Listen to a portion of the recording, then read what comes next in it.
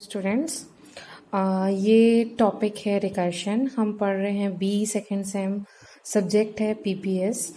हमने last class में पढ़ा था फंक्शन के बारे में, फंक्शन को कैसे कॉल किया जाता है, फंक्शन में आर्ग्यूमेंट कैसे पास कराया जाता है और कितने तरीके होते हैं आर्ग्यूमेंट पास कराने के। उसके बाद हमारा नेक्स्ट टॉपिक है रिकर्शन। रिकर्शन एक काफ़ी अच्छा और इम्पॉर्टेंट टॉपिक है कोई भी प्रोग्रामिंग लैंग्वेज के लिए। ठीक है, रिकर्शन मतलब क्या होता है कि कोई भी फंक्शन को बार बार अपने आप को कॉल करना। Recursion is a calling function by itself again and again, है ना, अपने आप को कॉल करना। जैसे मैं एग्जांपल देती हूँ, अपन फैक्टोरियल पढ़ चुके हैं मैथ्स में। फैक्टोरियल निकालने का क्या तरीका होता है कि सपोज मेरे को 5 का फैक्टोरियल निकालना है, तो क्या होता है कि अगर मैं 5 का फैक्टोरियल निकाल रही हूँ तो ये आपका 5 फैक्टोरियल। तो आप इसको दो तरीके से लिख सकते हो, 5.4 फैक्टोरियल, या तो आप इसको लिख सकते हो 5.4.3.2.1। तो हम ये जो तरीका यूज करते हैं कि 5 के बाद हम 4 फैक्टोरियल लिखते हैं, तो ये क्या कर रहा है, फैक्टोरियल फंक्शन अपने आप को वापस कॉल कर रहा है। फिर क्या है, 4 फैक्टोरियल की वैल्यू क्या है आपकी, 4 फैक्टोरियल की वैल्यू क्या है आपकी 24। तो अपन यहाँ से डायरेक्ट कर सकते हैं 5.24 ऐसे करके। यहाँ दो तरीके से लिख सकते हैं। तो इससे एक चीज समझ में आती है कि कोई भी फंक्शन अपने आप को बार बार कॉल करना, इसको हम क्या बोलते हैं, रिकर्शन। जब तक एक स्पेसिफाइड कंडीशन नहीं आ जाता तब तक हम उसको क्या करते हैं, बार बार कॉल करते हैं। उस फंक्शन को बोलते हैं रिकर्शन एनसी। इसका एक जनरल सिंटेक्स होता है कि ये आपका डेटा टाइप है, फंक्शन का नाम, और ये आपका आर्ग्यूमेंट जो पास करोगे वो। यहाँ पे आप लोकल वेरिएबल्स डिक्लेयर करोगे, आप ये फंक्शन, ये रिकर्शन फंक्शन को आप कॉल कर रहे हो, और यहाँ पे स्टेटमेंट्स। इसको एक और अच्छे से एग्जांपल में समझते हैं। फैक्टोरियल, फैक्टोरियल क्या होता है कि फैक्टोरियल क्या होता है कि कोई भी प्रोडक्ट होता है पॉजिटिव इंटीजर का 1 से लेके n तक का। ठीक है, the product of the positive integer from 1 to n is called n factorial, है ना। सपोज मैं यहाँ पे एग्जांपल ले रही हूँ, अगर मेरे को n फैक्टोरियल निकालना है तो क्या हो जाएगा, 1 into 2 into 3। कब तक चलेगा, जब तक आपकी n की वैल्यू नहीं आ जाती, n-1 n। अगर जीरो फैक्टोरियल की बात करूँ, जीरो फैक्टोरियल की वैल्यू क्या होती है, 1। 1 फैक्टोरियल की वैल्यू भी 1 होती है। अगर 2 फैक्टोरियल की बात करूँ, 1 into 2 is equal to 2।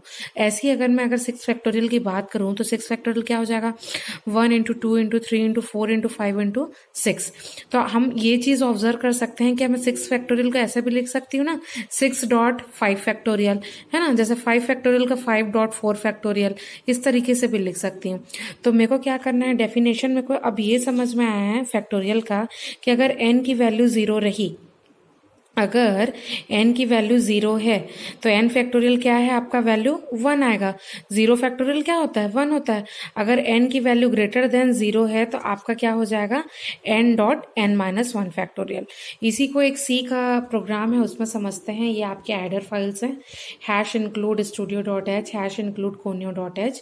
फिर आपने ये फंक्शन डिक्लेयर करेगा, कौन सा नाम है, फैक्टोरियल।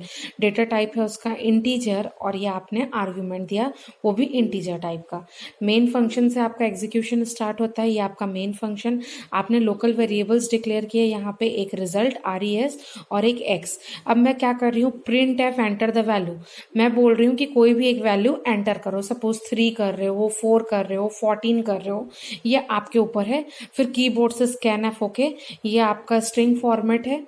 ठीक है, आप इंट यूज कर रहे हो तो इंटीजर टाइप के लिए d, ये स्ट्रिंग फॉर्मेट है, और ये आपका वैल्यू लेगा। ओके, फिर उसके बाद हम नेक्स्ट करेंगे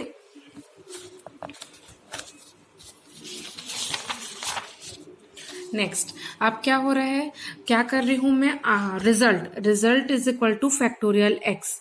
ठीक है, result is equal two factorial x, ये हो गया आपका फंक्शन का कॉल कर रहे हैं। इसमें क्या कर रहे हैं, फंक्शन को कॉल कर रहे हैं।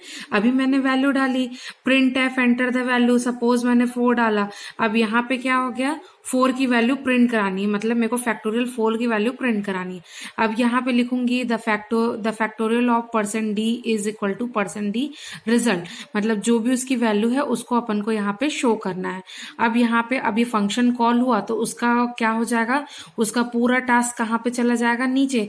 फंक्शन जब कॉल होगा तो उसके अंदर का वैल्यू आपको करना पड़ेगा ना एग्जीक्यूट, कि बस फंक्शन कॉल किए और अपने आप को इम्प्लीमेंट हो गया, ऐसा नहीं है। आपने सबसे पहले क्या किया, फंक्शन फंक्शन को डिफाइन किया, फिर यहाँ पे आप फंक्शन को कॉल किए और फंक्शन को कॉल करने के बाद वो यहाँ एग्जीक्यूट होता है। यहाँ पे उसका डिक्लेरेशन है कि फंक्शन कैसे कैसे काम करेगा।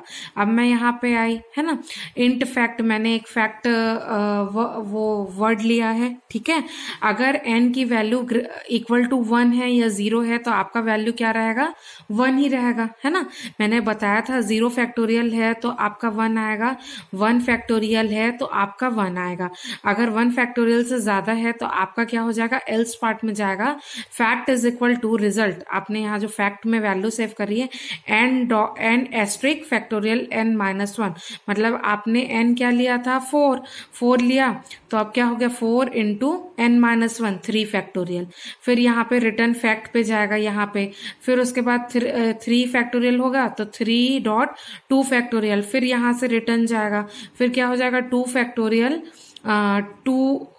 2.1 फैक्टोरियल, 2.1 फैक्टोरियल, फिर यहाँ से वापस जाएगा, फिर यहाँ पे 1 फैक्टोरियल आ जाएगा। उसके बाद तो आपका आएगा ही नहीं, तो यहाँ से आपका वैल्यू ऐसे इनिशियलाइज होगा, फिर उसके बाद वर्कआउट करेगा।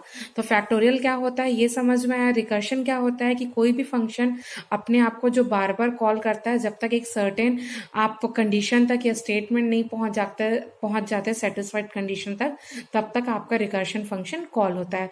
एक एग्जाम्पल हमने देखा फिबोनाची सीरीज।